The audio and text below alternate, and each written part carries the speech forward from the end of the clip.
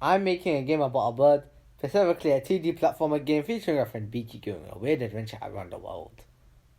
But wait, this is a game dev video, and all game dev videos start at the very beginning. The very, very, very, very beginning. Very, that's too far. So, around September, I was struggling to think of any good game ideas I can create with. But at the deepest trenches of my brain, I had a brilliant game idea. A game where you play as a stunt double, but you actually play as multiple stunt doubles, and every time you die, the character actually dies. And you get replaced. Yikes.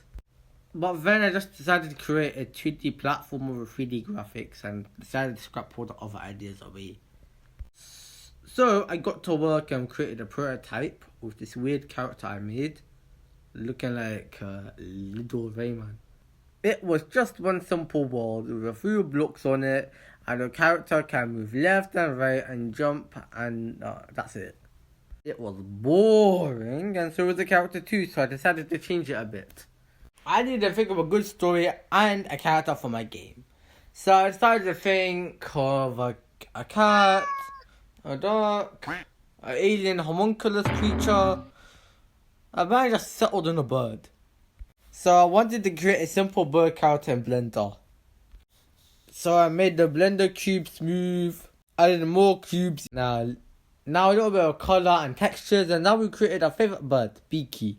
Or not, who knows. And any comparison to the Duolingo bird is all coincidental, because I believe Beaky is superior to the Duolingo bird as he has limbs, and the Duolingo bird uses AI to create fake limbs. I got Beaky in the game and I made the environment yuck. Look like that. Stock images aside, it's just the same level geometry from the prototype, which is boring, so we had to go to the level geometry store and buy all the items and other stuff we need. A few boxy bits, a few more blocks, a boiling water, bed bugs, a birdhouse, and what's that? Oh, it's a secret collectible that the players will find in my level. It is hidden somewhere. Secret. Well, that's weird. Well, you can forget about him. You should have looked for my secret collectible cucumber. It's hidden in the Grinch's fur. I did some boiling of screens, so now we can have the tour of the level now. Welcome to this level. Just avoid the water. Oh, yuck. Use that seed to defeat it. What else? Oh, we also forgot about the apples too. Oh my god, there's so much pits around. There's so much bugs here. It's not that hard though. There are still some problems like our Beaky controls, the camera, and some of the pits being broken, the speed and size of the bugs, and the glitches caused by FPS. So there's many problems. But the most important parts right now are the cameras and the controls. We will start with the controls, and oh boy, they're stiff. Whenever you move left and right, you can only move in a single velocity, which is boring and unrealistic. I tweaked the controls a bit to make Beaky accelerate his speed. But I didn't want to make Beaky control like an ice cube, so I made the deceleration really slow and the acceleration really fast. I also linked up the gravity to the FPS of the game, but this unfortunately makes a bug where you jump really low for the first few seconds of gameplay. Now you can go to the camera and it's really bad. The camera follows Beaky's exact T, which is not good whenever you're jumping rapidly, especially during the apple section. As whenever you jump rapidly, you can't see the floor properly and you can't land and you end up falling over. I changed it so it follows Beaky horizontally but not vertically, kind of. This is good so you can see his jumps clearly now. The camera always follows you vertically when you're way above the floor you're just on. I deleted some background elements like the hay because you can see the border and it looks kind of off. Like, I don't like how it looks.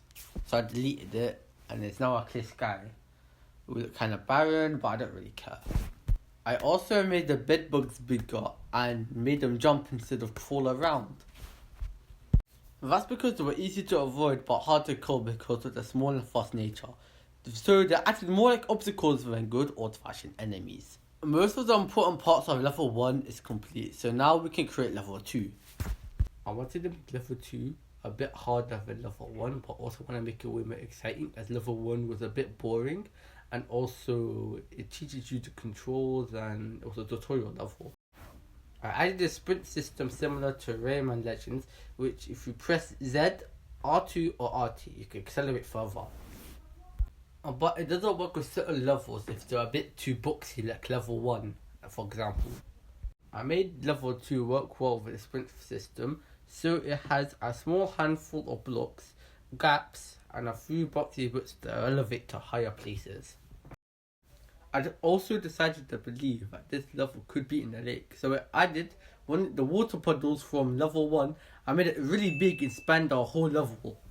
I also needed a new obstacle, but I don't want to add more water to the level, so I decided to model and texture some spikes to add in. I also wanted to make a puzzle mechanic at the end of the level, so I decided to create a new enemy to the game. I wanted to make the enemy bigger, meaner and tougher than the mites from before, so I decided to pick a hermit crab. I thought of a hermit crab as they have a big shell to deflect hits with, and they also seem threatening from the perspective of a small young bird like Riki. I made the hermit crab have an orange shell, pink stubby limbs, and 2 big goofy eyes. I coded in the behavior for the hermit crab and put him in the game. When you hit him when he's sleeping, you will enrage him and he's gonna follow you, and he also is gonna hurt you at the same time as well when he's following you. Hit him back again, he'll go back to sleep. What's the purpose of a big lazy hermit crab with anger issues then? Well, he's used to do puzzles with, like the one shown here. At the end of the level, I created a big wooden structure where the hermit crab will sleep in. Unfortunately, the bird task which we need to enter inside to complete the level with is hidden behind a big metal wall which is opened by a button. The hermit crab is the only one who can press the big button to open the big wall. And now we're satisfied with level 2. We got 2 levels, 2 enemy types, a lot of mechanics, and 1 single bird. This is all in this unfinished game. I believe the rest of Beacon will be fully released around the early 2026, maybe around January till March. But don't worry, at the 8th of December till the 20th of December 2025, you are able to play the game. Well, just the 2 first levels though. If you like what you see, you can like and subscribe and play my other games as well. But I won't be posting that often to my channel, unfortunately. Bye.